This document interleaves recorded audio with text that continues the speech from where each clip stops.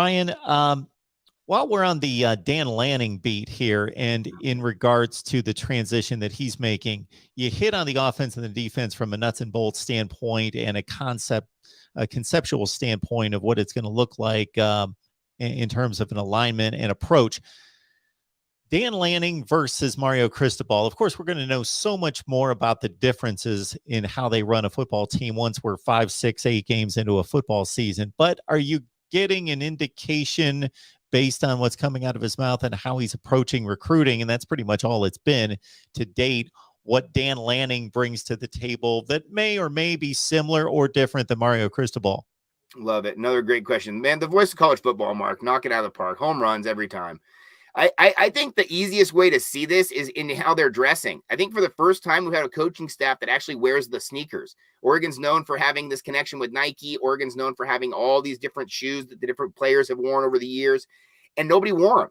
Chip didn't wear them. Chip was very low key, wore the white head visor, wore just a black shirt all the time. I talked with Mario about this specifically. He said he's very, very tight. He wants to wear green or black while he's here. Nothing flashy. He wanted to tone down the uniforms. He wanted to tone down the uniform combinations.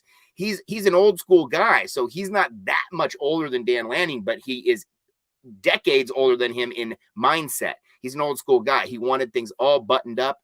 He wanted the guys looking on the sideline all sharp. That's fine, but not flashy. And that's the first thing I saw the difference. Dan Lanning is in the sneakers. All the other coaches are. They're in the new gear. And I think that's a really cool thing. I mean, Cristobal, he'd wear the same shirt like every day. It felt like the same exact style of shirt. He'd be doing the interviews and the same thing. Wanted to really just kind of keep it low key.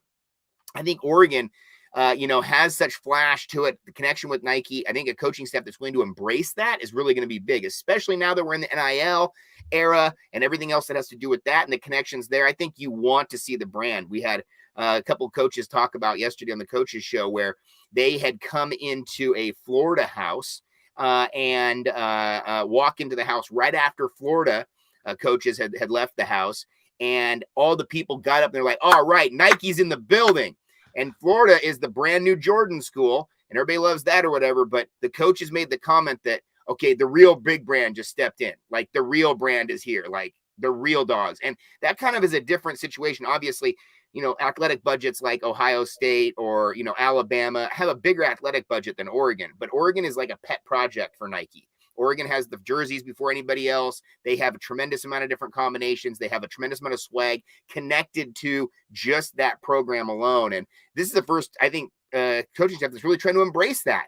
And I think that's fantastic because, again, there's a lot of kids around the country who they play youth football and they play for a team called the Ducks with the best uniforms in the green and yellow. Not many other schools wear the green and yellow. Besides Baylor, there's not a lot of schools out there that really rep the green and yellow. And so it's a cool kind of a look. It's a West Coast feel. Other coaches talked about how when they go out that they are representing the West Coast. When they think of the West Coast football, they think of wide open, they think of the spread, they think of Oregon. And so they're trying to bring back some excitement on the offensive side that I definitely think Cristobal was trying to control a little bit. I think Cristobal was much more comfortable with the ball control style offense, run the clock, just milk everything for what it's worth, take the air out of the ball, get a touchdown lead. It feels like 2 or 3 touchdowns. I think this is a coaching staff that's really going to air it out. They're going to make mistakes. They're going to make turnovers that maybe Cristobal's era didn't do. But I think it's going to be a pretty exciting brand of football.